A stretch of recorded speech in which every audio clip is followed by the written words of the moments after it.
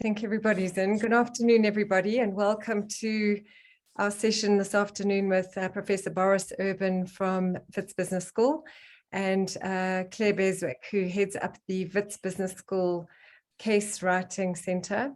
Welcome, Claire and Boris. We are delighted to have you on the call here today. And thank you for taking the time out to share your insights and experiences with everybody here. I just want to make a note that Claire is having slight sound issues, so I'm going to hand over to her and we will carry on from there, and then Boris will introduce himself and we will carry on there. If you have any questions, please post them in the chat, and we look forward to the session with you this afternoon. Thank you. Thank you, Claire. Good afternoon, everybody, and I'm sorry that I've got this dreadful feedback on my computer. I'm not sure why it is. Welcome to this workshop. I'm very glad to be part of it. As Anne said to you, I head up the Wits Business School Case Centre here at WBS. And Boris and I are going to be talking particularly about the Beverley Joseph case, but I'll talk more broadly also about the writing of cases and how we do that here at WBS. While we're doing, and just to get to know you all a little bit better, Anne has got some questions that she wants to ask. It'll help us to know a bit about you. It might help us when we're presenting.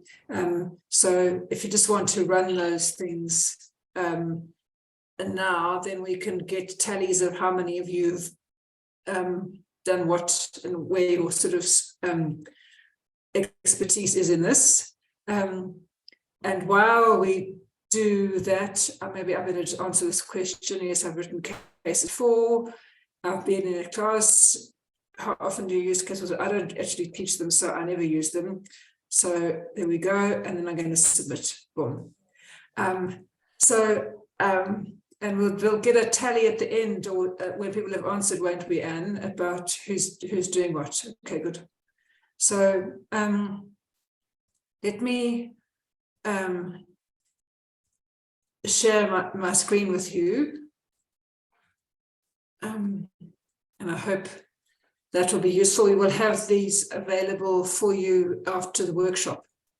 So just to give you a little bit of background about me, I mean, I've been working at WBS in the Case Centre since 2001. And I started here just after the Case Centre had started, which was in the late 1990s. And we were established to write cases for the Wits Business School faculty members. We were using international cases at the time, but what we found was that we needed local cases, and it takes a lot of hard work to write good quality local cases. So they employed a Harvard butter, Courtney Sprague, in the late 1990s, and she mentored me when I came in, and then I've been heading up since 2003. We're staffed, and so the way we work is I think, I don't know if it's the same as many other places, but we're staffed by myself and two other permanent staff members, and then a whole range of freelance writers, and we research and write the cases with the faculty members, and that's what we're here for. The faculty members write the teaching notes because that's not in our area of expertise, but we provide writing services that write the cases. We found that to be one of the most effective ways of getting a body of cases together, and we've now got approaching 400 cases in our collection, and we produce cases as teaching notes now, about 17 in a year. Straight case teaching notes, it's about 18 we produce in a year, maybe less than that. It varies according to how productive or what happens in each particular year. I'll tell you about our process, because we've had to put together quite a solid process, particularly bearing in mind that other writers are writing the cases for the faculty members. We have to understand what's in their head when we set out to write the case. So we scope the cases with the writer and the faculty member. So in the case of the Bev Joseph case, we scoped the case with Boris. And I'll tell you a bit about the process there, but to understand the objectives, to understand a potential dilemma for the case, and identify possible content for the case after that. The writer researches and writes the case. That's their role. We like the faculty member to be involved in the research if they can, but if they can't, that's not a drama. We have a very comprehensive editing and review process within the Case Centre, where I edit the cases. I've had a hand in almost every single case that's been produced in this Case Centre. We revise the case based on the editor feedback and faculty feedback.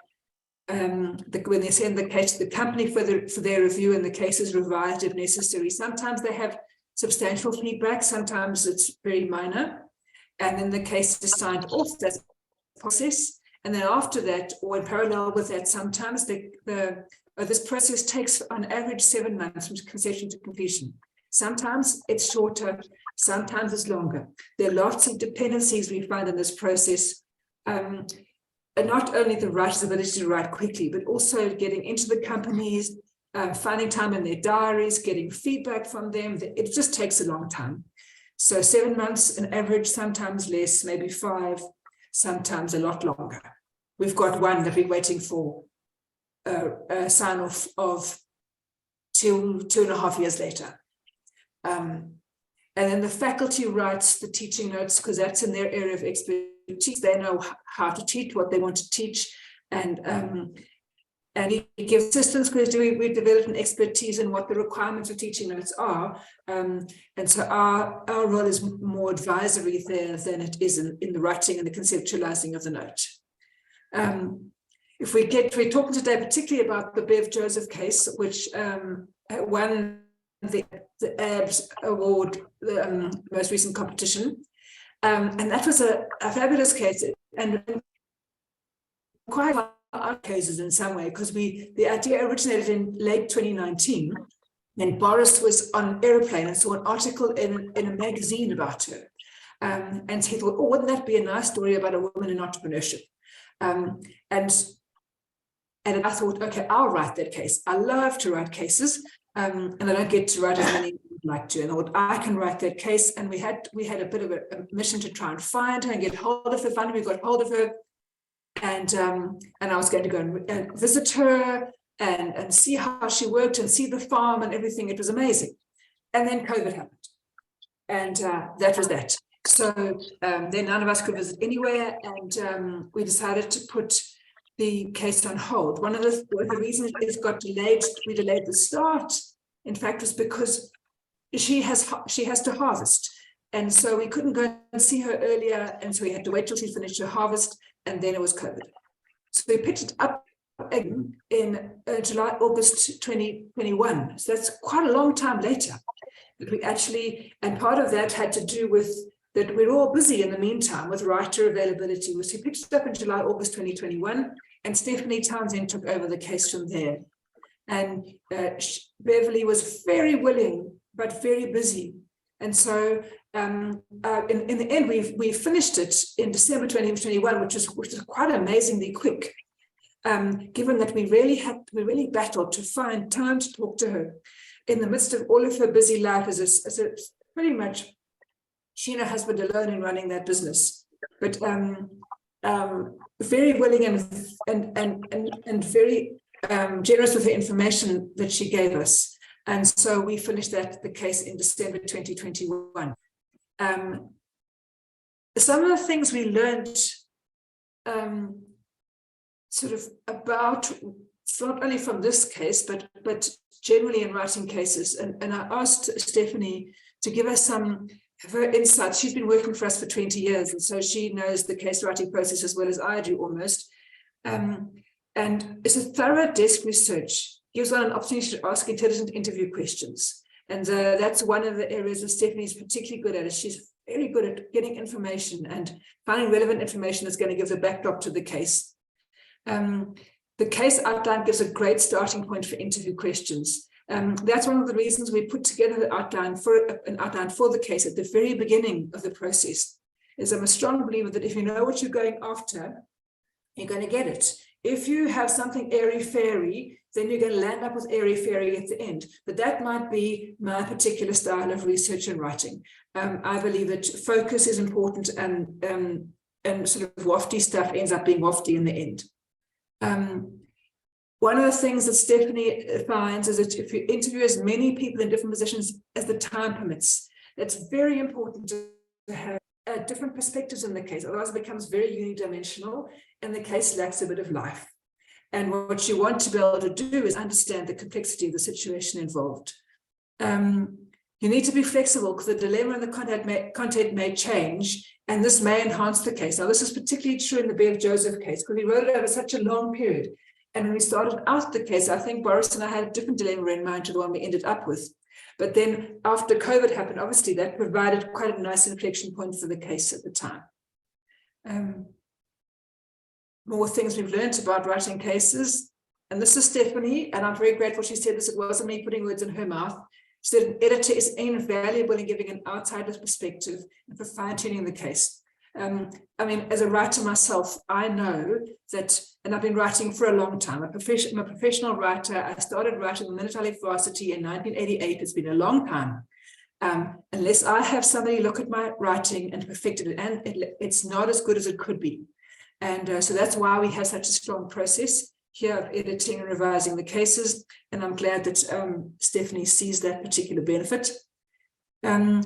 Try to build a strong character into the case. Your protagonist must be somebody who's believable and who if you can make them come alive on the page, that's very useful. That's why being able to do interviews is such a useful thing. And building quotes and trying to get the people to understand who they are. That's something also that the Emerald Collection likes, that you can understand the people in the case. And for me, learning outcomes are the foundation of all case writing.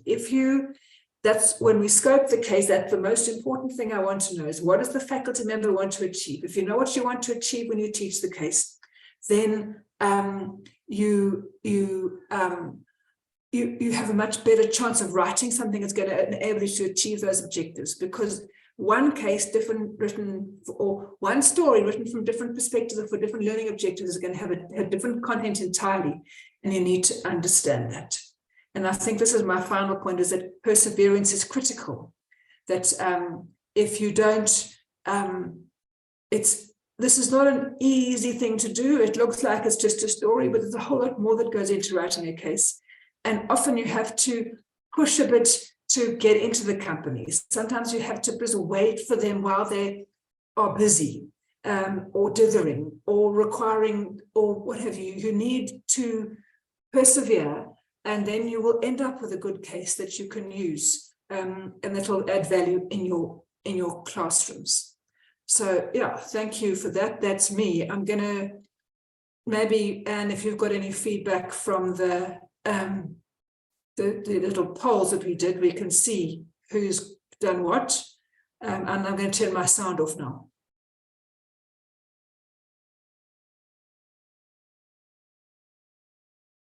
Okay, that's interesting. So I don't know if this is showing on your screens. It's 53% of you have written a case. That's good to know. 47% not. So that's nice, 50-50. And 84% of you have said you've been taught with the case, and 16% not. And that, I think, what made me passionate about cases is that I was taught of them at business school when I was here in 1987. And I just saw their power as a teacher, and so that I love to write them. How often do you use cases? I can't see what's there. If you can, Anne? Just scroll up, Claire. Oh, I can also, that's okay. Some of you never use, most of you use once or twice, and it's only for exams. We hope that we'll have 100%. Part of this workshop can be to increase the never to once or twice, and the once or twice to more than that. Thanks very much.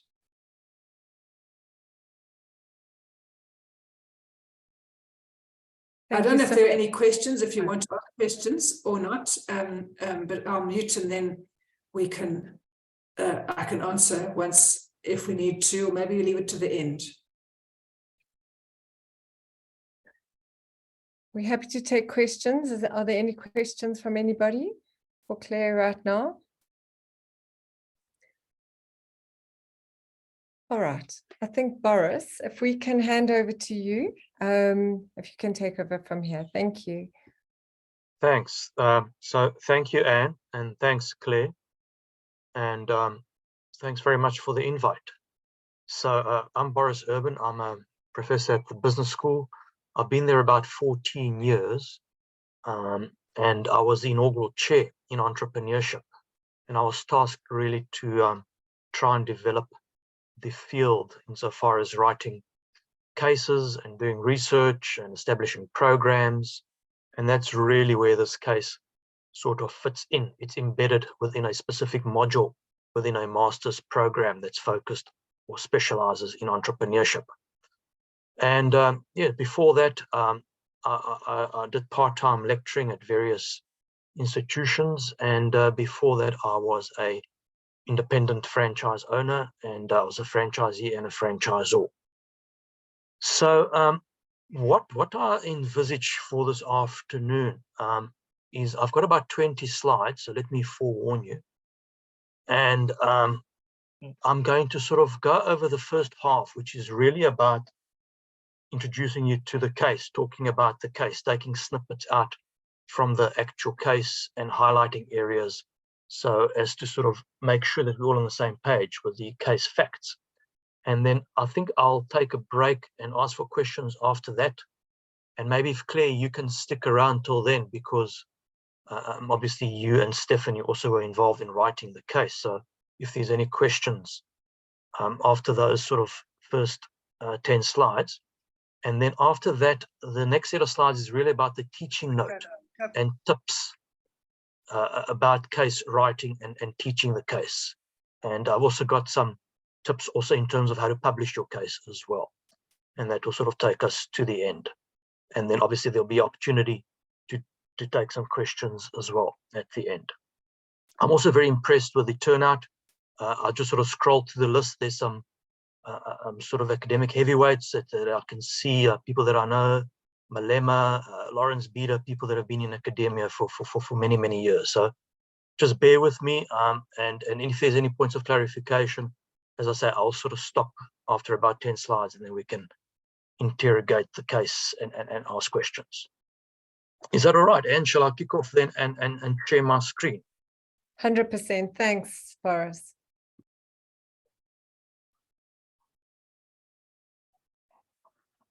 Right. So I hope that you can see it and that it's clear.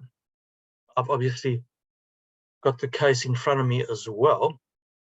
But as we mentioned, this is specifically a case talk on the one that won the first prize at the AABS Emerald Case Writing competition last year. And I co-wrote the case, or at least Stephanie was the research associate.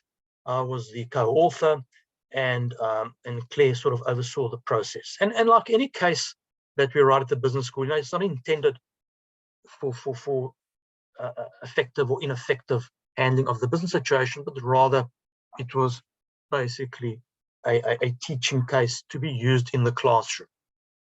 And I've written several cases with Claire, and I think Claire's very modest. She's written some very powerful cases. In fact, we wrote a case probably together about 10 years ago on discovery called Innovation in Its DNA. And it's one of the most downloaded cases ever. In fact, it's more downloaded than the same case that Harvard wrote on discovery. So I think Claire's very modest in terms of her case writing abilities. All right, so that's the business school. If you haven't been there, well, that's what it looks like apparently. All right. Then why is my slides not moving? Let's just see.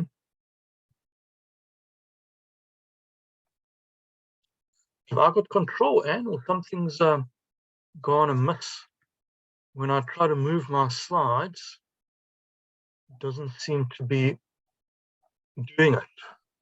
You should be able to move it, Boris. No, Boris, just trying to. Remember, I did when I tested it, and now it doesn't seem to want to move. Let me stop sharing and try again. Okay. or slide control. Let me see, slide control. I don't see my name there.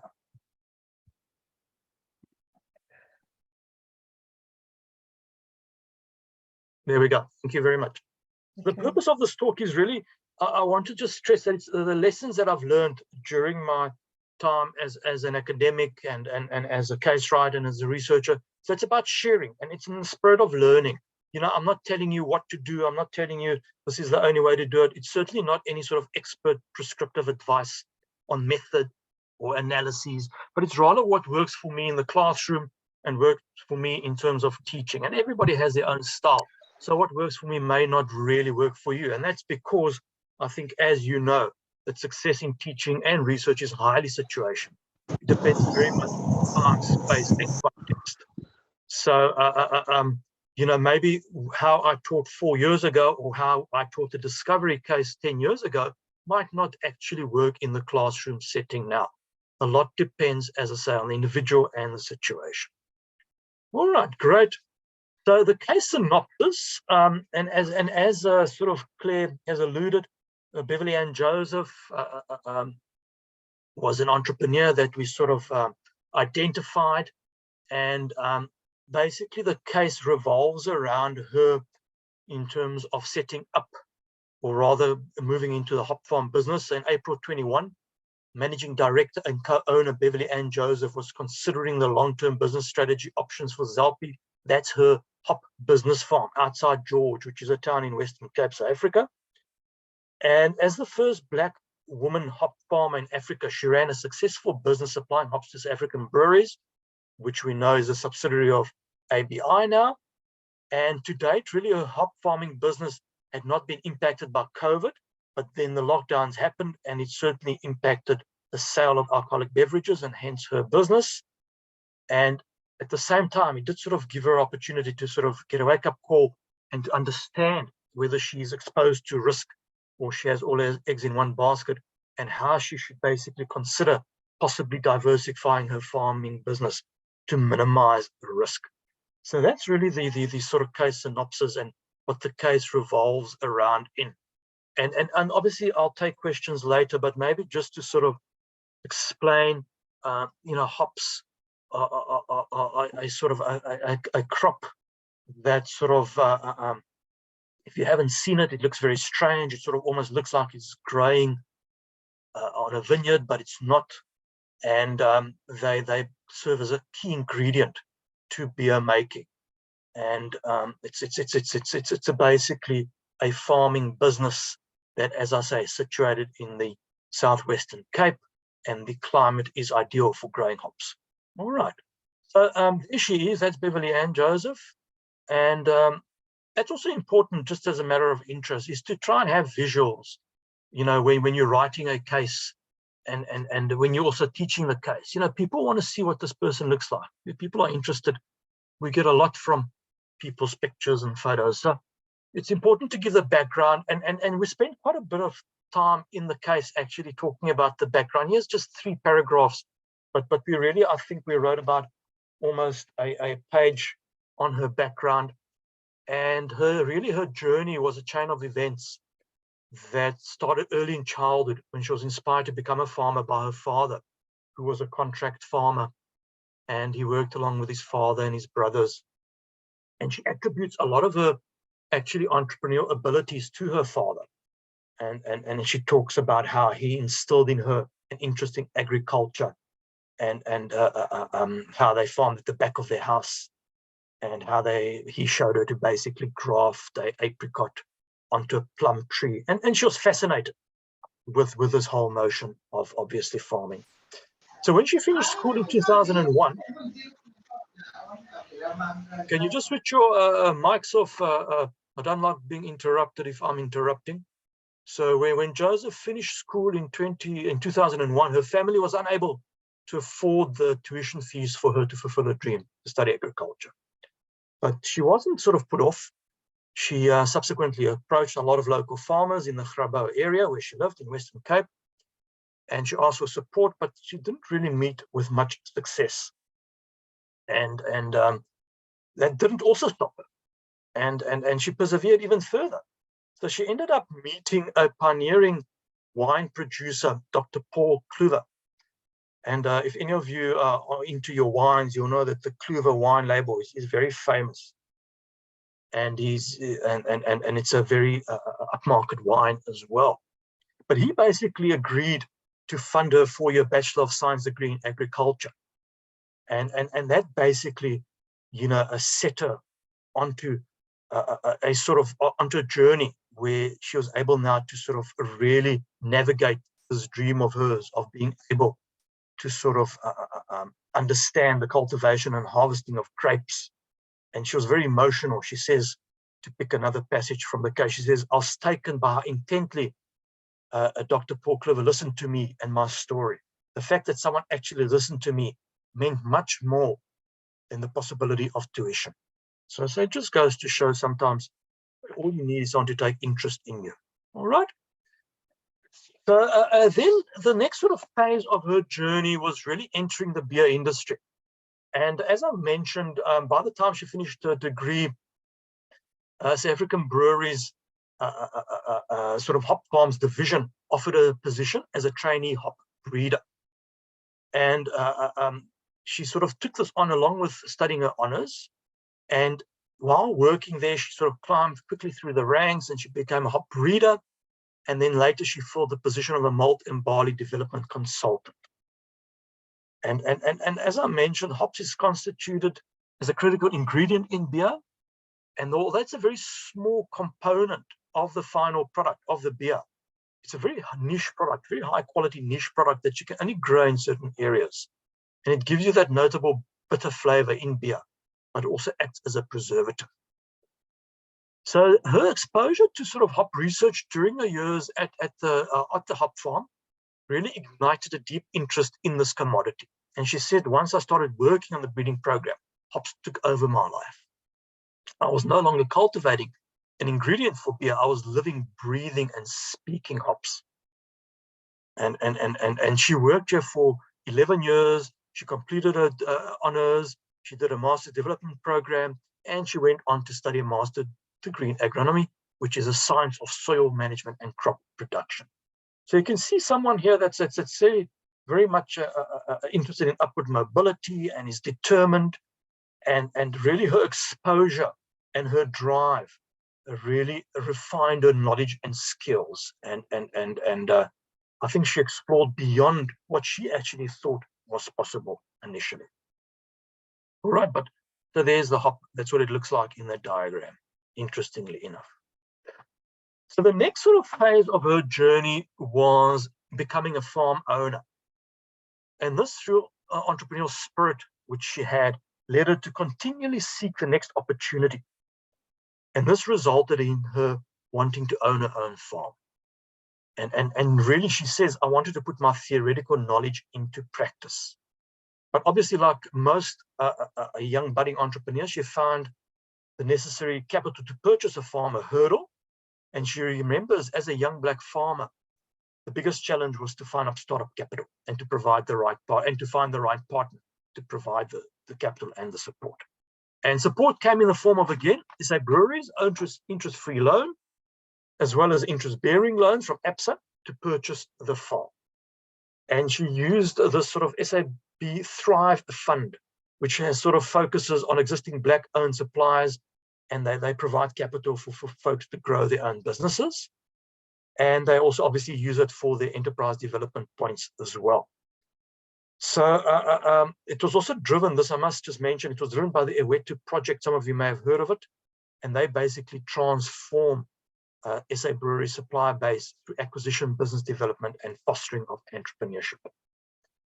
And they got some, the Ewetu project has got some sort of very high-ranking credentials in terms of how many entrepreneurs they've taken through their process. All right, so at the age of 32, she actually fulfilled her aspiration and she became a co-owner and managing director of Zelpli Pty Limited, a 50-hectare farm located in Waarboomskraal near George, and that's the famous Outeniqua hop route. So if you ever come to George, you will see that there are signs that talk about the Outeniqua hop route and you can sort of drive through it the same way as a wine route and visit the different sort of hop farms in the area. And then 1 year later, she became the first Black woman in 2017 to own farm hops. So as an independent private hop farmer and contracted supplier to the South African Breweries Hop Farm Association, she had to deliver 20 hectares of bittering and flavoring hops per annum. And this was basically used for Castle Light and craft beer brands. And she was basically, as I've mentioned, she also saw the SA Breweries research farm where all the breeding work was conducted. And just an interesting fact as well, that the company SA Breweries contracted private growers and which harvested about 1% of the world's hops. And they produce about 855 metric tons annually. So it's a big business in terms of hop farming. The next sort of phase is understanding, how she sort of journeyed through working on her own land. And like any new venture, this was not an easy process. It's a very labor-intensive crop, very costly to set up. But her vast experience stood her in very good stead, and she understood the area very well.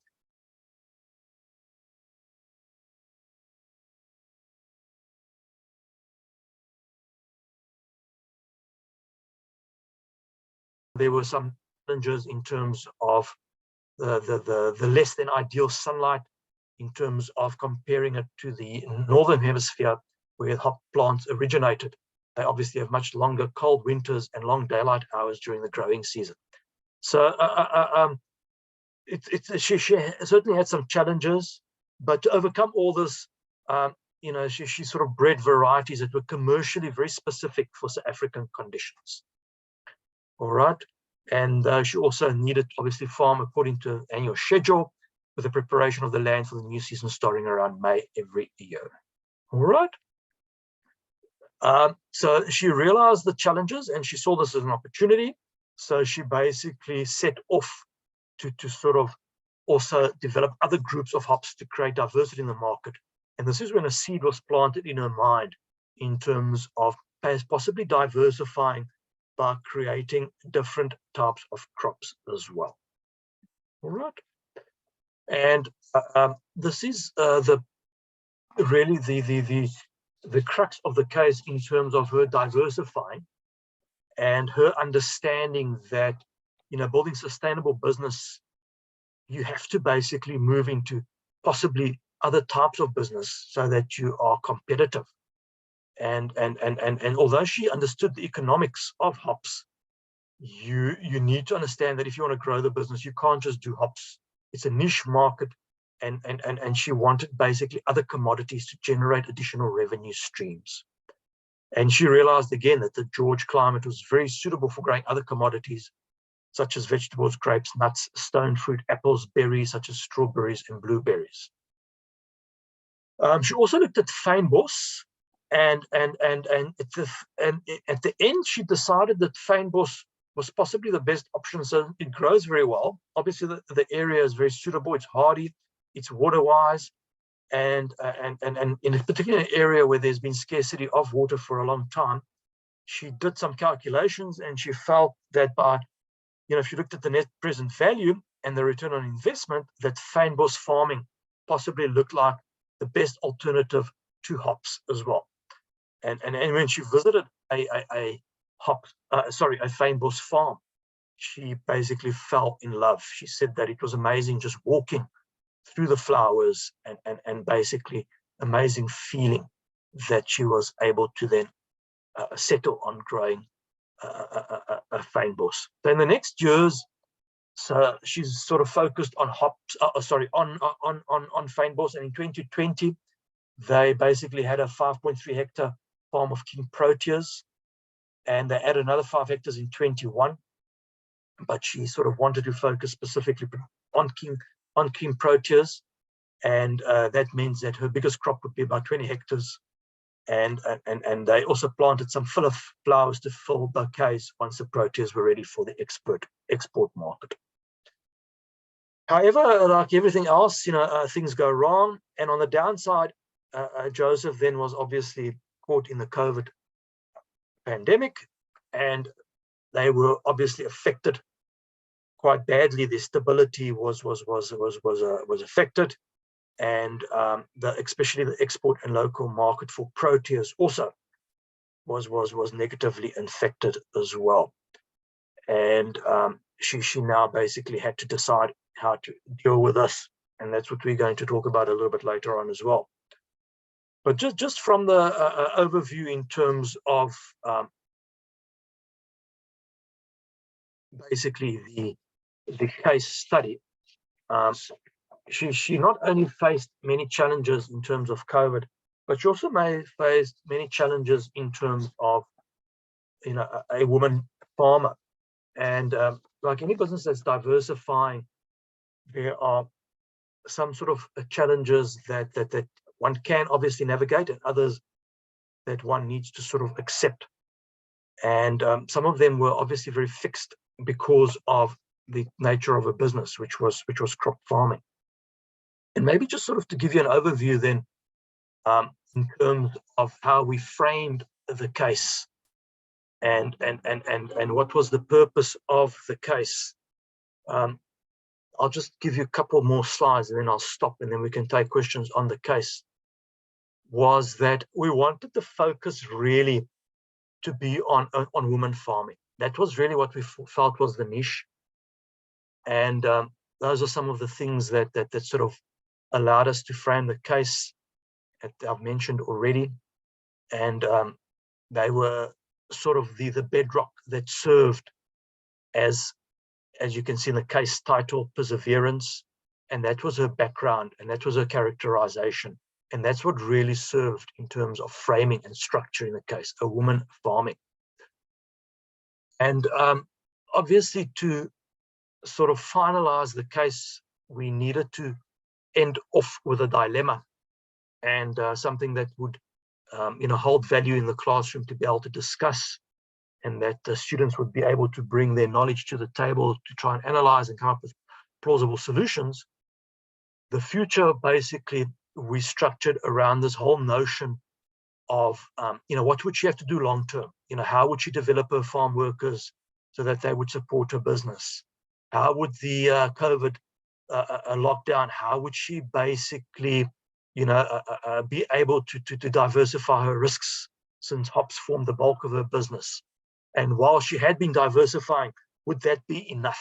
What other options would she have to consider? And that was really the dilemma that we ended off on of the case study, which is really the last paragraph in the case. Was, while this business has been doing well, although she's facing challenges, would this be enough? Would the diversification be enough? And what other options would she have to consider? And that's really where the case ends in terms of them posing this question to students. So I think before I move on to the teaching note, and while we still got Claire on board, maybe let's take some questions if that's all right, and on the actual case study. And then I will sort of move on to the teaching note and also give some tips for writing cases and writing teaching notes. So the floor is open. Please go ahead. Anybody, if you don't mind, maybe just putting your hand up and then sort of moving in an orderly fashion. Any sort of comments on the case are welcome as well. So Portia, I see you got your hand raised. Please go ahead. Yes, I do. Thank you so much for a case study. I was wondering whether you were able to use, is it any theoretical sort of like grounding for your study, for the case study? Yeah, so that's a good question, Portia, and that's going to be, I'm going to actually show you that in the next few slides. So yes, in the teaching note, one would definitely, talk about what sort of theoretical framing underpinned this study. And I thought I would show it in the teaching note.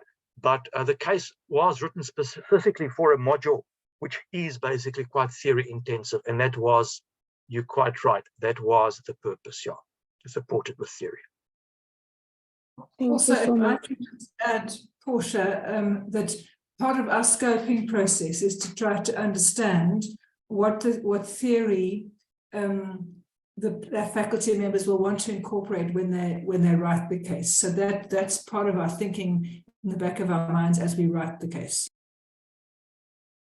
Thank you. Excellent. Anybody else? Yes, Joseph. Please go ahead, Joseph. Yes, go ahead. Yes. Is it important for you to identify, for example, to identify a case point or let me say a central character? Like in this case, we are identifying the particular lady, we take the background and the journey. So it might be an organization where you look at the background of that organization, you look at their challenges, success factor, you build in the theory, or you can just be creative without a solid data from a successful organization. That's a good question, Joseph. I'm going to let Claire come in just now as well.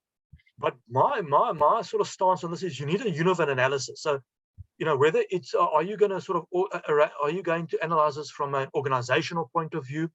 Are you going to analyze this from an individual point of view? Or are you going to have a mix, as you say? Or is it maybe going to even be more at a macro level? You can look at an industry level. So I think you need to sort of understand what's your unit of analysis. I must be honest, I find people identify a lot better if it is a protagonist. We just tend to sort of identify with stories if someone's sort of playing that central role. But Claire, I don't know how you feel. What's worked? Yes, the central premise of a case actually is that you want the students to put themselves in the shoes of a person. And you want to bring real life, well, the real life as far as possible into a classroom situation, and the people to put themselves in the shoes of a real life person. And so it really is useful to have a hook of a real life person with whom the people can identify as the protagonist of the case. It helps them to, it makes it more real in a way, I think.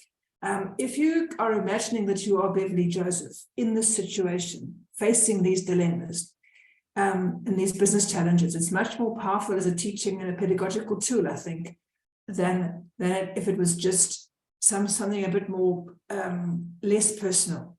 So really a case is at its most powerful when it's about a real life person facing a real life situation. Great. Anything else? And a lot of these questions that you're asking, I'm going to cover just now as well. You know, these things, you know, a teaching note and a case are so integrated that that's almost impossible to separate. So maybe I should just go over the remaining slides and then we can have a real in-depth discussion at the end. Is that all right? Great. I think I'll do that. So as I said, the next point, well, I'm stuck again. I don't know. My computer sort of, there we go. So really this whole case, the purpose of this case and the purpose of the teaching note was to teach it, as I've said, on this specialized Masters of Entrepreneurship and New Venture Creation and on different MBA modules which have entrepreneurship and innovation in them. And it was designed to sort of often organize the agenda. In other words, you know, the case, as Claire's mentioned, isn't done willy-nilly. We sat down, we structured it, we restructured it, and it was basically, you know, designed to have specific outcomes that reflect the outcomes of the modules as well that's been taught on. So it's not something that can be sort of just, you know, aimed at a very generic module. It's aimed at a very specific module as well. The process involved primary and secondary data collection. The primary data, as you know, was interviews, and the secondary data was obviously all the desktop research and industry publications, etc. But really the purpose was to promote a critical understanding of critical issues. And I'm going to go over the sort of key intended learning outcomes of the case as well as the module. And this is what we wanted to achieve. So it wasn't sort of just a gunshot approach that we're going to, you know, just understand things about entrepreneurship. It was very specific. And some of the things that we wanted to cover was, it was a wide spectrum of important topics on women entrepreneurship, startups, institutional dynamics, and sustainable business practices during COVID. And we wanted this case also to integrate with a broader knowledge base on entrepreneurship, in terms of the theory and practice of entrepreneurship. And you will see just now that the teaching notes has quite an extensive reading list, which I find is pivotal. And that is something that is so important to come up with the correct readings to support a case. And I've learned through the years that you've got to target these readings as well. So I'll mention some of them just now. And the target audience of this case was really masters and final year students. It could also be used by short learning programs targeting middle managers in the beer industry or in the farming industry as well. So on executive education, short courses, and really at any sort of university final year degree or diploma course would be very, very, I think, informative. But the key objectives was to improve students' decision-making ability by developing their diagnostic skills and critical reasoning in these different areas. And that's important, that, what do you actually want to do? It's fine, it's interesting reading a case, but what do you want the students to do? At the end of the day, you want them to basically be able to improve their decision-making abilities and to think about this. So the learning outcomes were very specific. And as I said, these sort of mirrored the module outcomes as well. And maybe just sort of going back, just to maybe give you a little bit of background information, the MNVC, this degree, it has sort of also very specific outcomes. It's not about general management, it's about entrepreneurship, whereas at the core, it's not a peripheral issue. It's about focused on entrepreneurship. It's about understanding that entrepreneurship has a separate body of knowledge that evolved over the last 30 years. And it's this MNVC then basically has different subjects that sort of try and reflect the growth of knowledge in entrepreneurship. And there's these sort of specialized areas. So for example, we have topics on corporate entrepreneurship, social entrepreneurship, technology entrepreneurship, enterprise development, etc. That sort of focus on areas of knowledge where there is theory to teach and where there is, as I say, a body of knowledge that serves as a bedrock for each module. So that's really what the MNVC is about. And it's been running for more than a decade as a standalone qualification. All right. So the learning outcomes which mirror this degree are to evaluate the journey and difficulty of entry-level women entrepreneurs in the South African farming industry. So that was one of the learning outcomes. Not just to understand, obviously, Beverley Anne Joseph, but to sort of then to instill in the students thinking in terms of, how do women possibly differ from men as entrepreneurs when they're trying to enter a possibly male-dominated industry, and to sort of evaluate the journey. It's not always just beset by difficulties. In fact, Beverley Anne Joseph is very positive about her journey as well. So, we also need to sometimes lose these entrepreneurship myths that often appear in the popular press, that entrepreneurship is an impossible task and it's only superheroes that can be entrepreneurs. There's a lot of this myth making and quite frankly, falsehoods in the press that sometimes perpetuate that entrepreneurship is only for a select few. And we can see that if one looks at the journey, if one looks at the difficulties, they're quite surmountable. And that's part of the learning outcomes. The other learning outcome was to appraise the relevance of human capital and social capital to women entrepreneurship in an emerging market context, and to judge how these different capitals can be used to build sustainable businesses, enterprises in the farming industry. Again, trying to building some of the sort of knowledge base, human capital, social capital, and emerging market contexts, and for students to then appraise it, to sort of bring their knowledge of the theory here and to make sort of some appraisals whether she has actually tapped into the requisite sort of human and social capitals. The third learning outcome is to formulate an argument. So students must argue, highlighting the role of the regulatory, normative, and cognitive institutional dimensions in developing sustainable businesses in an emerging market context. In other words, to understand what is the environment like. And in particular, the focus here was on the institutional environment. And even more specific, we use the institutional sort of a theory here by looking at the regulatory, normative, and cognitive dimensions, which I'm going to show you just now. which served as the theoretical bedrock driving this case. In other words, something that students can hang their thoughts on. And they were then required to read this case by thinking about this model of the cognitive, of the institutional dimensions. And then the fourth outcome was to make an informed decision. And that's what you want to do. You want to force them to make a decision, not just analyze and, to engage in armchair philosophy, but they must actually make a decision because, at the end of the day, businesses are about action. It's a contact sport. It's not about analysis. It's about making decisions. And they were, required to make a decision and critique how COVID had negatively affected the business. And also then based on that to design different strategic options that are available for entrepreneurs while considering the institutional challenge they face in an emerging economy. So the intended outcomes are very much sort of in line with the overall objective to improve their decision-making ability and develop diagnostic skills. So it's not just about analytical skills, it's not just about, talking, it's also about, delivering some sort of strategy that may or may not be viable. All right, then the teaching plan really, this is sort of what I use in the classroom. I use this for most case studies, and it's worked for me. As I say, it may not work for you. Different folks have different sort of starting points and ways of doing this. And the teaching plan is really that I first, obviously, when I start the module, we go over all the course material relating to women entrepreneurship and startups in general. And there's a lot of reading to be done before. So students obviously engage with the research that's been done in terms of journal articles. They look at textbooks, and they try to sort of obviously relate to women entrepreneurship and startups in general in terms of what's been done in terms of prior research.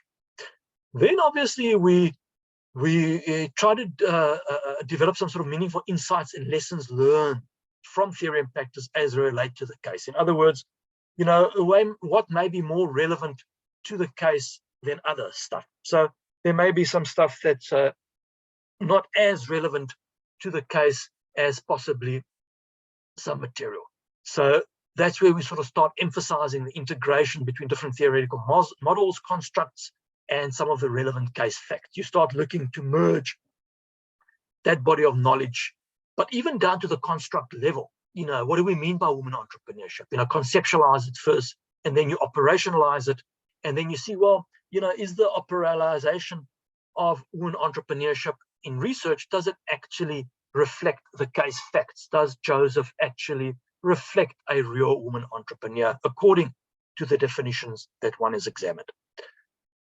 So what I do at the start of the case, I ask students to formulate a chronological list of events that sort of helps, just with a timeline, just sort of helps students understand what's happened, what sort of comes before and after.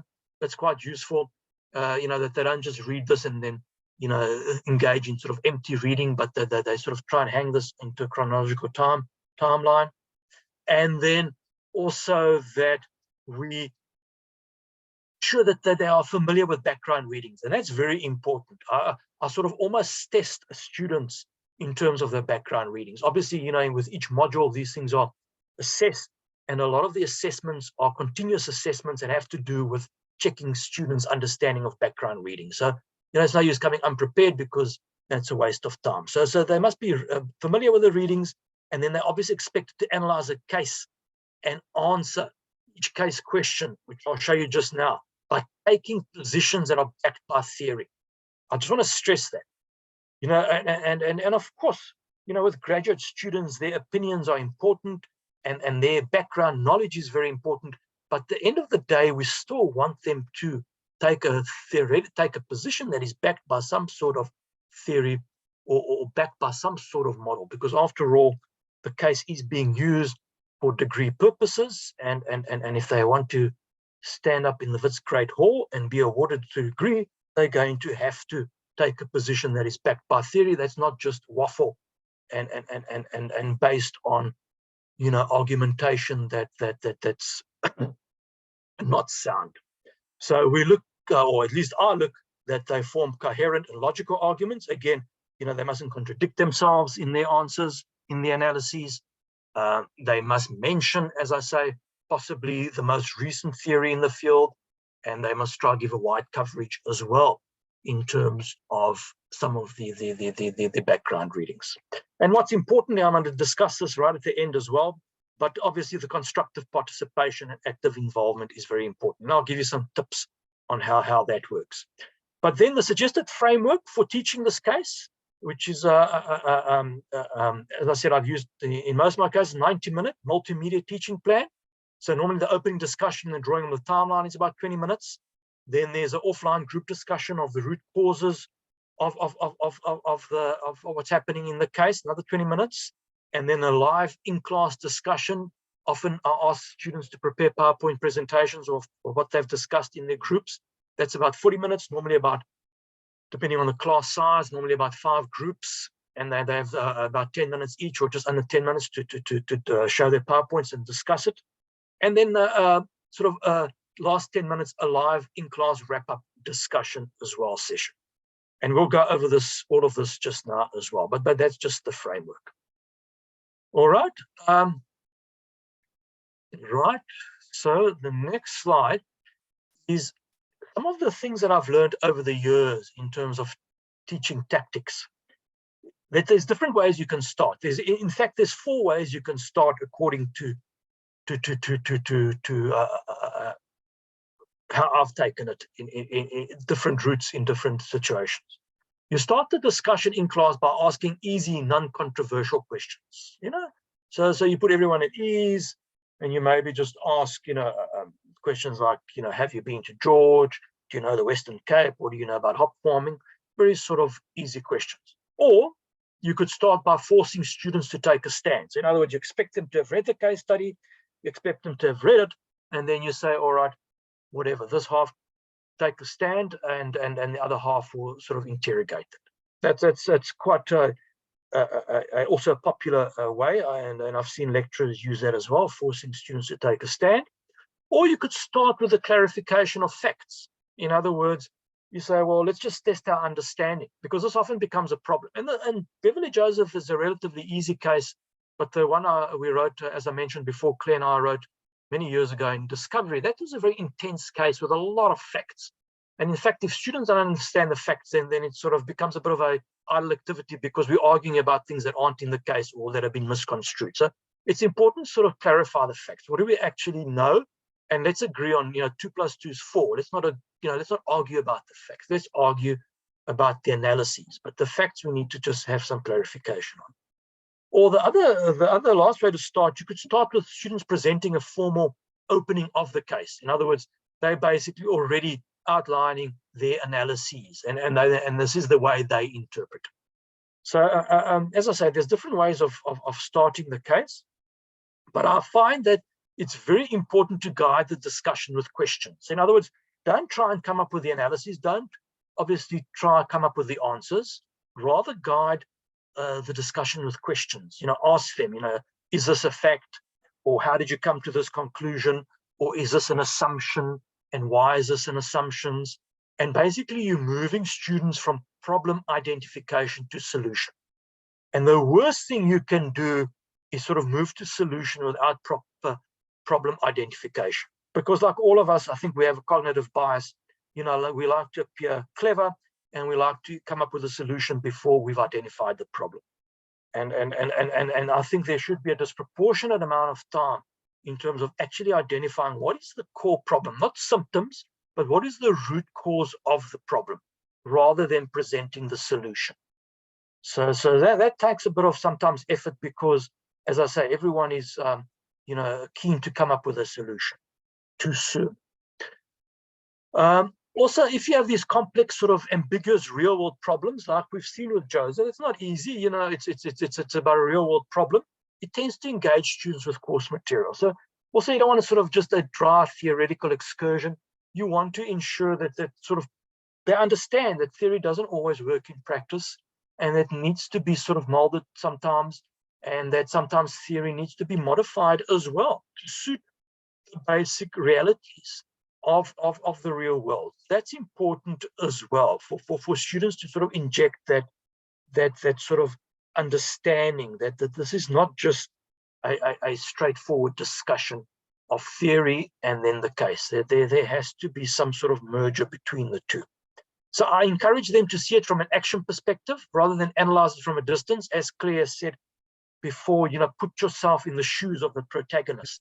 In other words, what would you do? How would you, if you are in this situation, if you are now surrounded by fynbos and there's this wonderful drift of fynbos drifting up your nostrils, and you are surrounded by this dilemma that you're not able to export all these hectares of newly picked flowers, what would you do? So rather than just cold analysis from a distance in terms of, as I said, armchair philosopher, try and get students to be engaged, to basically take an action perspective, which suits the whole field of entrepreneurship as well. In that, if you just try and teach it without actually engaging students in some form of experiential learning, doesn't seem to work very well. It's an action sport, it's a contact sport, and the value of entrepreneurship only comes from contact. So you listen for content, listen for contradiction, and listen for analysis. That's important. Don't just, as I say, listen for analysis and come up with the right and wrong answers. Listen for contradiction. Why are they possibly contradicting themselves? And then also for content as well. Have they got the right facts? Are they using the right facts to support their answers? Ask students to evaluate and make judgments, and that's important. Some people just don't want to make decisions. But in the real world, you have to make decisions. You have to make a judgment. And like all judgments, they're value laden. So, don't pass too much judgment on their judgments, so to speak, because, a lot of these things are based on people's background experiences, are based on their values, are based, as I say, on the situation as well. But the important thing is to actually make the judgments. And then questioning is very important to explore relevant angles.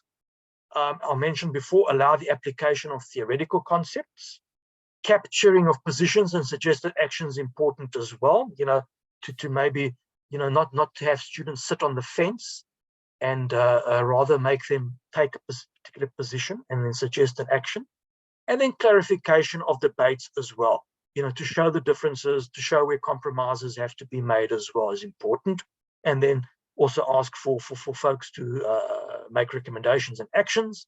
And then also, when you finish, is just to have quite a bit of time left for what are the lessons learned, and sort of to evaluate the entire teaching process as well. All right.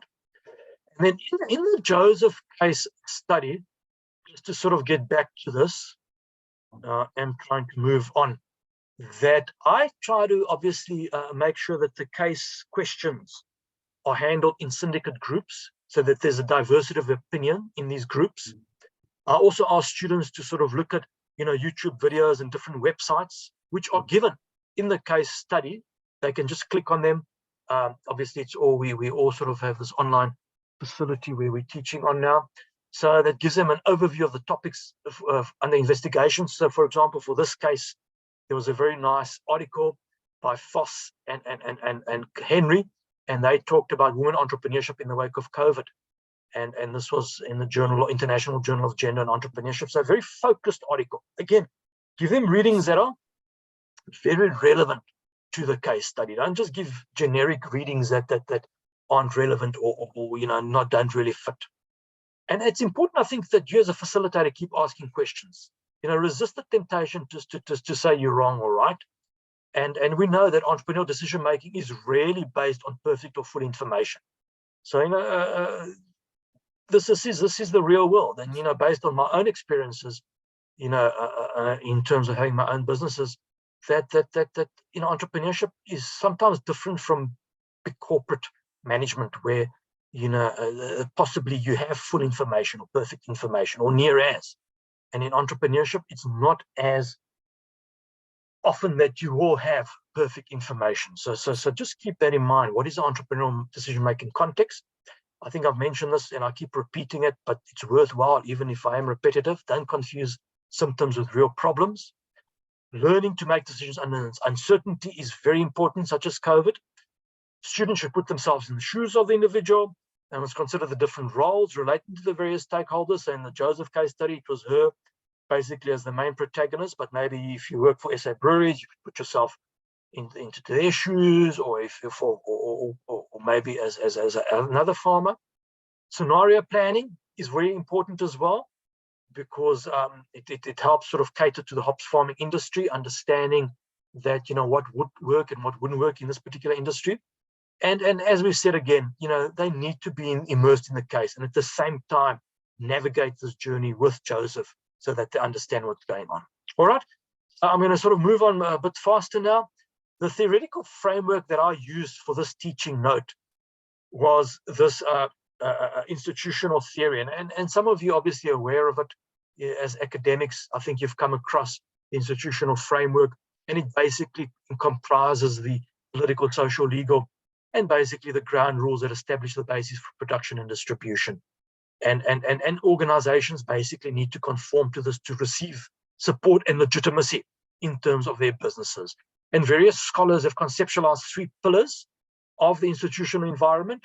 And this is what we focused on: the regulatory environment, normative environment, and the cognitive environment. And this has been sort of linked with entrepreneurship across different contexts and activities in many, many different studies. But basically the work of Scott, Kostova, Manlova, Buzenitz, these are all important articles that students would have read during the module, so they understand this theory and how they can use it in this case study.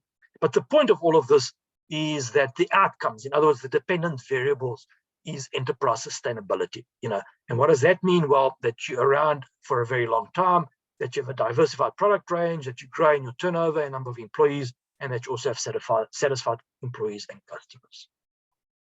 So that's the framework that was used.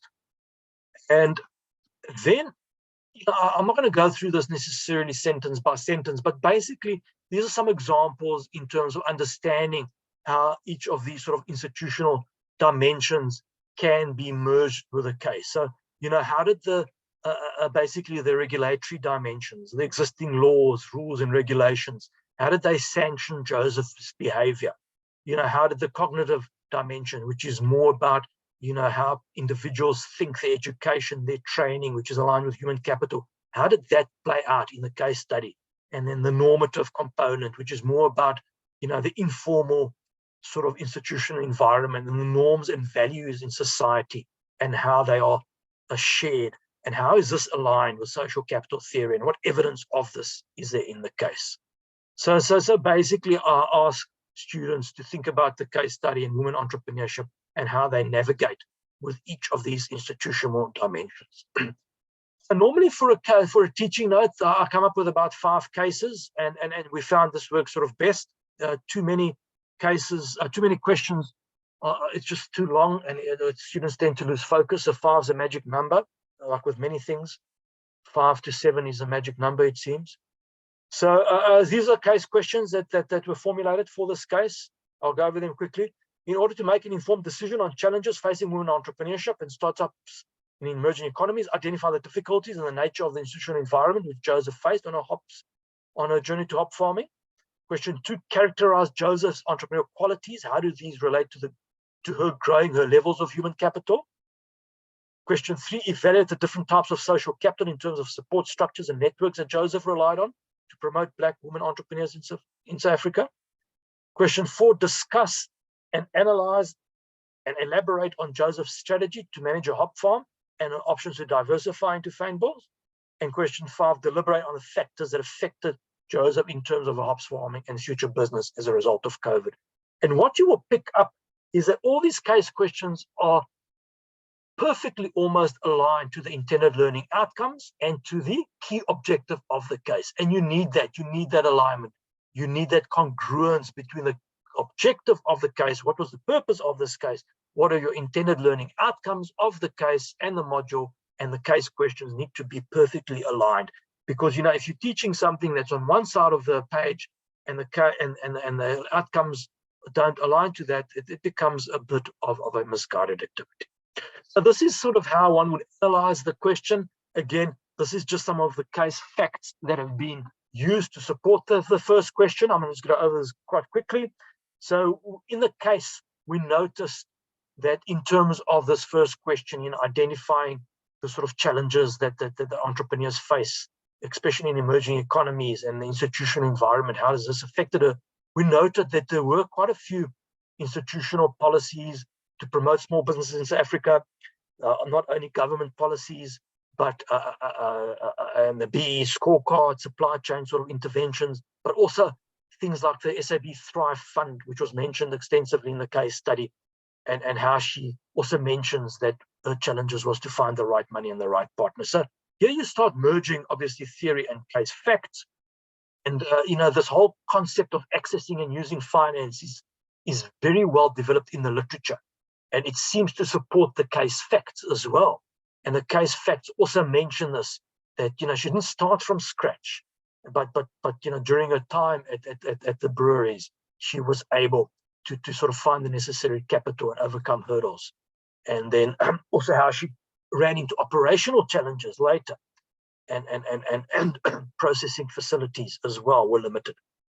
But really, this whole theoretical framework of the regulatory dimension is very, very useful in this question. Since she also benefited from the institutional arrangements we have in South Africa, not so much from the public sort of programs in terms of government, but from the private sort of initiatives, such as the SAB Thrive Fund, which is focused on supporting Black-owned businesses. So it's important for students to sort of make these distinctions and understand the sort of ecosystem in South Africa and the landscape. All right, so and the question is sort of analyzed, in more detail, where we note there's several studies on women entrepreneurship. We also note that she was able to possibly handle conflict maybe better than men, that she was able to consider her time and space constraints as well differently from men. So we basically looked at all the different sort of papers and all the research and how do they actually make sense in terms of the case study. So I'm not going to go through all the questions, but I just want to sort of end off, before I give the opportunity for sharing your opinions and your questions, is that the wrap-up discussion question is very important. And you remember my teaching plan, this is what I end off with, is in the final 15 minutes that I ask students to motivate their decision. And this is where the decision diagnostic skills are very important. How would they approach and potentially solve the dilemma that is facing Joseph? And this was sort of the dilemma, if you remember, that we ended off in the case. Should she consider diversifying into other sort of crops? And again, you need to sort of, in your teaching note, you need to have an analytical tool that will support this answer. And I thought the business model canvas, such a ubiquitous model used by everybody, would be quite useful for them to maybe possibly answer the question. And it's useful because it allows them to value a venture by looking at obviously different segments of the business in terms of, not only networking, but marketing, delivering value in terms of relational capital, but profitability, sustainability. And based on the sort of theoretical underpinnings of the business model canvas, they would come up with solutions to grow and include sustainability.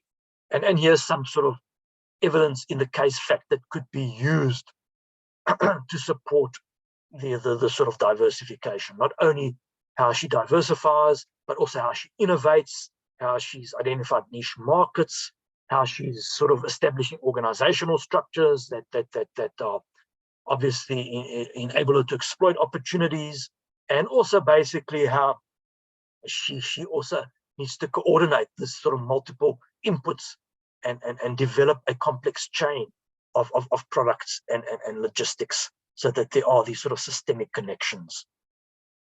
All right, so that's the case, and I think overall what Claire said and what I've said, if we could sort of maybe summarize it into the following sort of 6 principles, if I may be so bold, and say that it needs to be a well-researched and compelling narrative.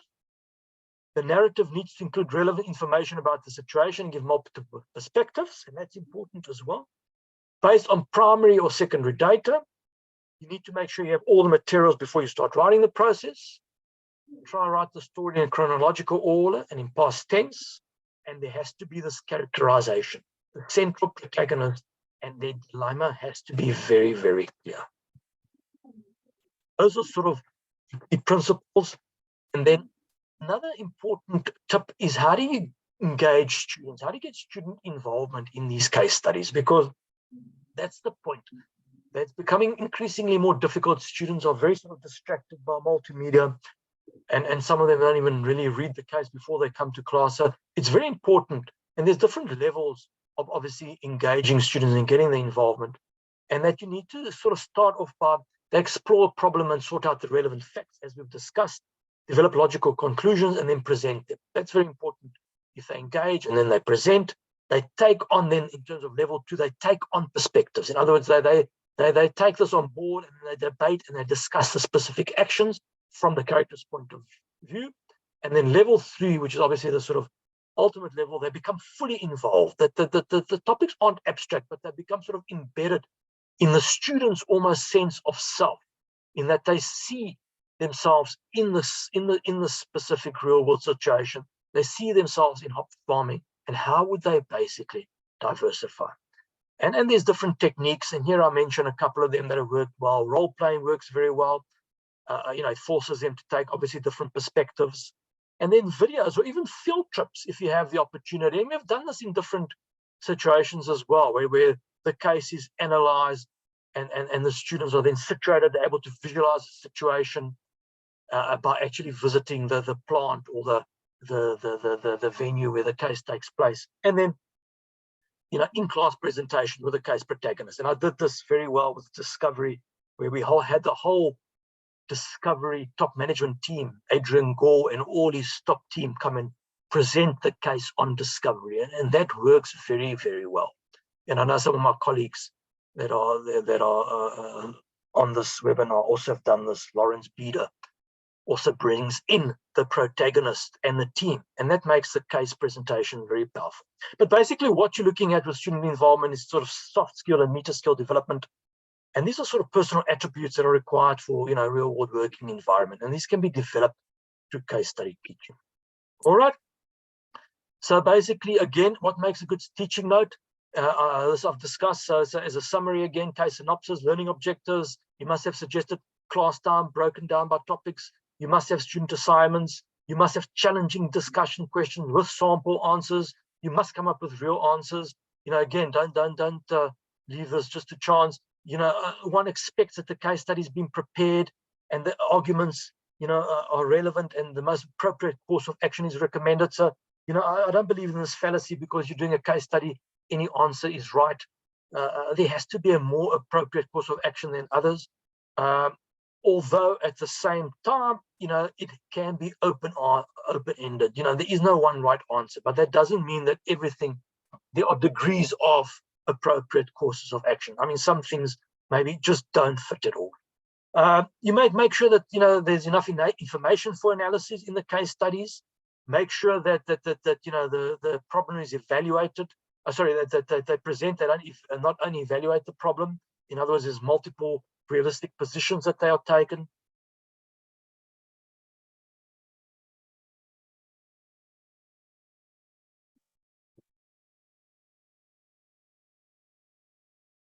The 2 years, what's happened is very interesting to bring that to the fore. Try have a lot of supporting material, and that's where a lot of good stuff comes in terms of reading material. Effective if paired with readings that explain a concept and a theory. So to consolidate everything, this is an iterative process. It's not just once off, it's about planning, scoping, evaluating, reviewing, revisiting, and rewriting. The case must be interesting. It cannot be a trivial subject. It must grasp students' interest. It must challenge consensus. It must be some sort of novel dilemma or issue. And it's important to analyze this through conceptual, maybe learn something that's maybe new. To begin with, a case has to have a hook. Claire's already said this, and needs to be discovered by students by putting all the pieces together like a puzzle. And important, this hook must be linked to a particular concept, theory, or methodology. And I think sometimes that's what's missing if the case is not written together with an academic, that the hook must be linked to a concept, theory, or methodology.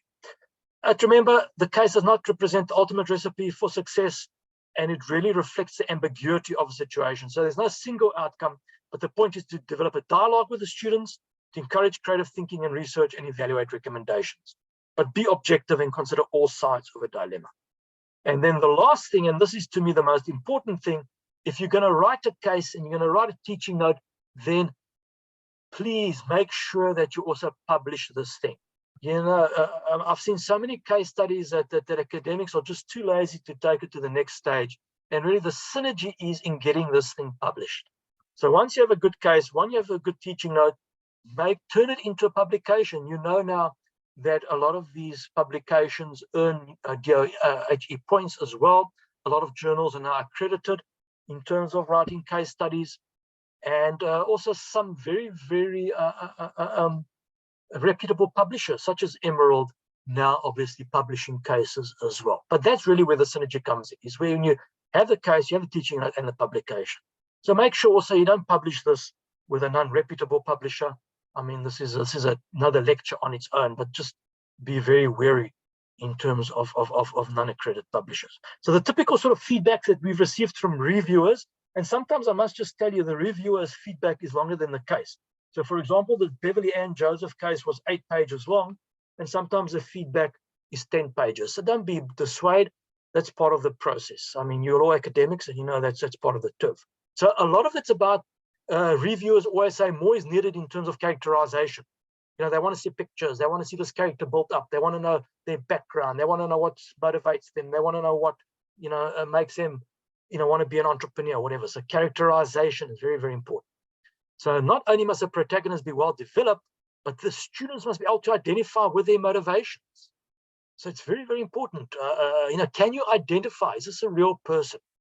Also important, try to capture the decision-making in an African or emerging market context. You know, that's important. You know, it's not good enough just saying this case takes place in South Africa. What are some sort of indicators? What are some sort of empirical indicators that sort of highlight or give you hints that this is unique in an African emerging market context? You know, I'm so tired of people saying, well, this takes place in South Africa, full stop. Well, it's not good enough. What is so unique about South Africa? This must come out in the case study. What is so unique or different about emerging markets? And that's sometimes difficult, especially with big companies, which most companies in South Africa have adopted a sort of Western business model. And they do things exactly the same as most countries in the West. But with entrepreneurship, you have the ability to capture those nuances of what is unique in an African and emerging market context. So please think about that. A lot of reviewer feedbacks also about that you need to include more theory to explain the flow of events. So that's surprising. In the last few years, this has become a lot more prevalent. But I think they've realized that any sort of reputable publisher worthy of publishing a high quality article, that they need to publish something that is backed by theory. So think about that. Think about what theory is most suitable. And how are you going to use the theory to explain the flow of events? So you can't just, again, you know, you can't just throw any theory. It needs to be something that will be used to explain the flow of events in the case. And it's not so easy. I mean, to be honest, when I was doing model answers for this case, it actually took a few rewrites in terms of the theory. You know, everyone wants to sort of use the most generic theories, you know, like the resource-based view theory. I mean, everybody uses that. That can be applied to anything. But, you know, you got to sort of try and think what theory actually is useful to explain the flow of events. And another reviewer comment we get is, you need to have more decision-focused answers to the questions. And what they mean by that, what I've discerned, is that you need to force the students to actually come up with decisions, not only analyze. But obviously the analysis is important, but that precedes the decision-making ability. And that's important that you need to force students. Switch off your mic, please, Doc there. Doc Mukunda, thank you. If you force students to sort of have a decision-focused answers, then you are, you know, you're successful. You're successful because then they put themselves in the shoes of this protagonist and they're actually able to act as decision makers.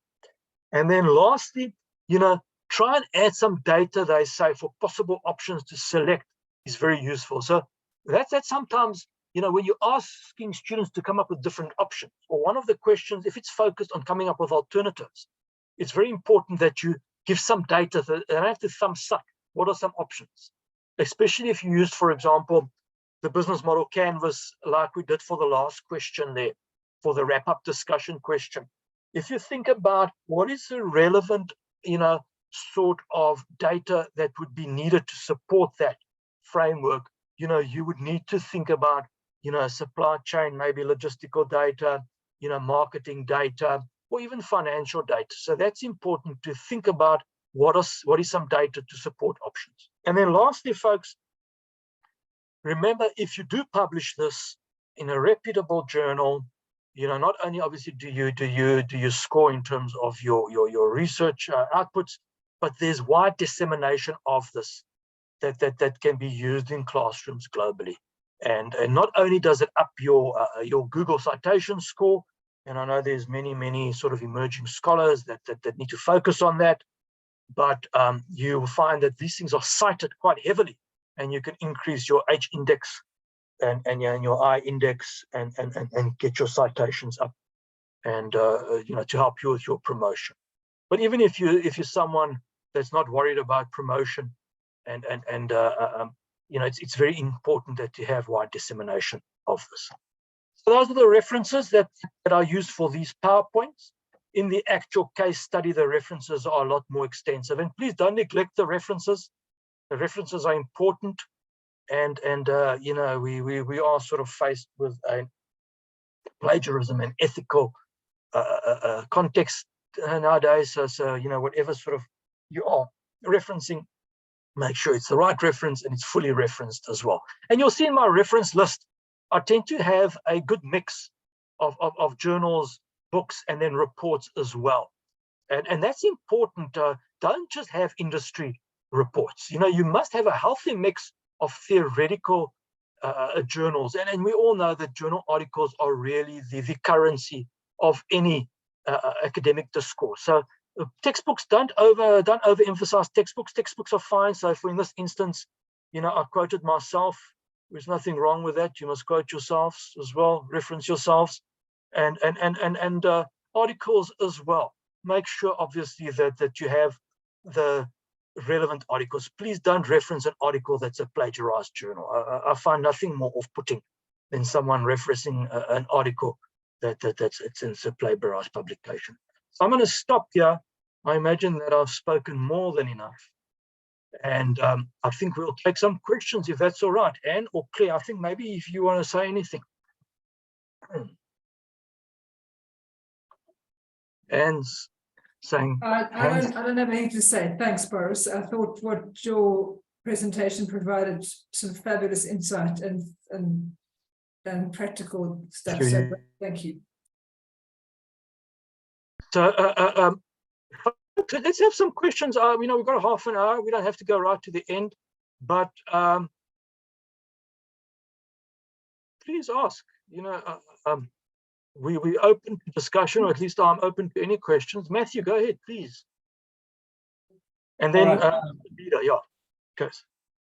Yeah, thanks. Thanks for really a great presentation. I just wanted to find out if one conducts an interview with maybe an individual, maybe like the presentation you have done, and it is kind of comprehensive and it gives sense in whatever area, could that be a good starting point for coming up with a case? Thanks. Yeah, Matthew, if I understand, yes. So I think it can be. The case can originate from many different sort of discussions or debates. Or the case actually, a lot of my cases originate, believe it or not, from theory. Insofar as one reads a new concept, say something, the intersection between digital entrepreneurship and women entrepreneurship, and you see some papers of this in theory, and it can actually inform practice. So in other words, you think about this and you think about, is there anything in South Africa, or is there anyone in South Africa maybe that exemplifies this, or that's basically crossed into this realm? So I think you make an important point, Matthew, that anything can work as long as it's a sort of rich discussion. Yeah, absolutely. Lawrence Bieder, one of my colleagues, Lawrence is a long-standing academic who actually introduced me to case teaching many years ago, and our paths sort of digressed. I became a full professor, and he decided rather to make a lot of money in industry. Prof, I wish that was the case always under the circumstances, but thank you. I just wanted to compliment you on this brilliant afternoon session, and just getting down to the nitty-gritty and giving some very meaningful, practical and theoretical insights into the way to go about actually doing this kind of case study teaching. Just wanted to mention to some of the colleagues out there this afternoon that interesting enough, the use of business models, I'm totally behind that. And I do utilize that quite substantially sometimes in terms of case study analysis, and just not to take any kind of focus of business model canvas, but there's actually a slightly better, more updated model than the business model canvas, which comes from the Lean Stack organization. This is Ashmoria, and it's called the Lean Canvas, and it just tends to focus a little bit more meaningfully in terms of that. Having said that, one of the biggest issues around utilizing business models is you've got to contextualize it. You do need to have those things that you brought in from the theoretical perspectives of looking at the various different environments in which this particular kind of case study is actually operating in. So if you don't have those in contextual place, then possibly you're going to miss the trick. So those are terribly important from that point of view. Thanks very much, Anne, for putting that up there. That's a great thing just to have on this recording. Again, Prof, amazing stuff, and look forward to hearing from you in the future. Thanks very much, Lawrence. And I think you made some important, very important points there, and as usual, some important insights. So it's important, as Lawrence said, the lean canvas, the stack canvas, very important. How do you make a distinction whether you use the business model canvas or lean canvas? I made the judgment, lean canvas more geared towards high-tech startups. So there are these nuances, and I think that's where the value comes in with folks like Lawrence, giving you feedback, and really this is, I think, and I'm maybe polishing my own marble, but this is what sort of possibly lends itself to winning a case competition, is not being too generic, but applying these nuances to your teaching note in terms of what is congruent, what theory is congruent with the case facts. Thank you. Other questions or any other comments? Also something you don't agree with, we're pretty open at WITS, or relatively open in terms of discussion. So if you want to criticize, I'm happy to do that as well. I've got the mute button here. No? Claire, do you want to say anything to end off then? Give you the opportunity, or Anne, sorry, Anne, please go ahead, yes. Boris, yes, I just wanted to comment that we used to run many workshops on case writing and teaching. They started around 2006, I think, with Tom Piper from Harvard Business School. And over the years, when I was working with the Association of African Business Schools, I think we trained nearly 600 faculty across the continent in the case method. So this is really exciting that you and Claire have been here today, because it's pretty much going back to the roots of where we started with, and sort of bring it into Africa to use cases in the classroom here. And really thank you from SABSA for your really very focused attention on this particular case. What I'd be quite interested in the grouping here, obviously there were 50% of people that were, according to the poll, that had used case, and others that have never written anything. Would they be interested in maybe holding more sessions of like this, where we focus specifically on targeted cases on marketing or tech or different kinds of ideas? Would that be of interest to them or not? Or do we run more sessions like this? Boris, I don't know what your thoughts are on that, and if you think it would be worthwhile. Thanks. Thanks. So absolutely. I'm a huge proponent of running cases on specialized subject matter. And, the fields have just grown so much in terms of proliferation of knowledge that, yes, obviously a case has got to look at different components. Like every business, there's got to be different components to it. But I think your core needs to be a specialized field. And, how is that then surrounded obviously by all the other peripheral issues, which is very useful, I think, for any MBA or business training. So absolutely.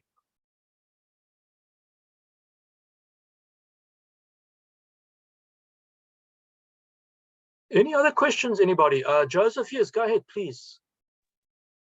Thanks, Boris, for the wonderful presentation.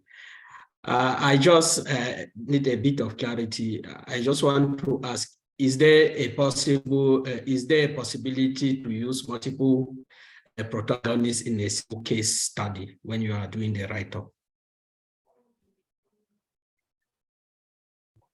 There is a possibility of using multiple protagonists, if that's how I understood your question. And yeah, we have done it before, insofar as, a bigger organization probably lends itself more to that. When you have different role players, again, I'll use, we did a case on discovery on F&B, and we looked at innovation at F&B. We not only looked at that time, Jordan, who was the CEO, but we also looked at some of his other sort of top team managers, and especially his HR director, who played a pivotal role, in creating an innovative organization and culture. So I think, again, it's an interesting question, Joseph, insofar as it depends on the actual case. I find with entrepreneurship, and this is changing as well, but this case sort of focused more on a single protagonist, Beverley Anne Joseph. But now we find obviously a lot of entrepreneurial ventures are teams, and we've written cases in terms of incubators that focuses on the entrepreneurial team rather than the individual. So it depends on the case facts. Claire, if you're still around, I don't know if I'm putting you on the spot, but you've got more experience possibly. So yes, I think it's difficult to create a case that has more than one protagonist if you're wanting to, although you want diverse perspectives in a case, to have more than one protagonist creates a difficulty in identifying with the person. But what you could do, and what might work well, is if you wanted to set up some kind of argumentation within the case, where one person holds a particular point of view, and another person holds another point of view, you can do that. We've written a case recently on Bongo Hive, where there were three managers of or three founders of an organization. Bongo Hive is a Zambian organization. We had three protagonists then because they really act as one. So you can have more than one protagonist. I prefer cases with one because it's clearer. It's useful if you want to create some argumentation. And sometimes where there really isn't just one and you have to have three or four or whatever, then that's what you can go for. It's got to reflect the reality of the situation, I suppose, is the conclusion. Correct. Any other questions or comments? I just wanted to give a punt quickly now for our cases. Our cases are available for free to members of the Association of African Business Schools. And so you can contact me. I'm going to put it in the chat now, my email address, if you want to get information about those cases, and I can tell you how to get access to them. Yeah, and to add to that, remember also the published case studies, they're published by Emerald or whoever. I mean, they're generally available via your library as well. And then you got the whole teaching note with the model answers. So if you get a hold of obviously the publication as well, once the case is published, it's quite useful as well. Yes, in fact, that's one thing. It is the cases of ours that are published with Emerald are not available for free to AABS members, but if your institution has a subscription to the Emerging Markets Collection, then you can get our cases there, and you can get a whole range of other very relevant emerging markets cases in that collection. Absolutely, yeah. So guys, I mean, if there's no other questions, I think we could possibly end it off. But as I say, if you don't be shy, please do ask. But I really enjoyed this afternoon chat, and I'm most grateful for Anne for inviting me, and obviously for Claire supporting this. So I think that's it then. Time to depart. Looks like it. Well, you obviously answered every question that there is, Boris. So from our side, thank you so much, Boris, for your time. I really appreciate everything that you and Claire have done, and your very insightful words here. And I'm sure that if anyone has questions going forward, you're welcome to email me. You all have my address, and I can forward them on to Boris or Claire, and I'm sure that they will be able to assist us.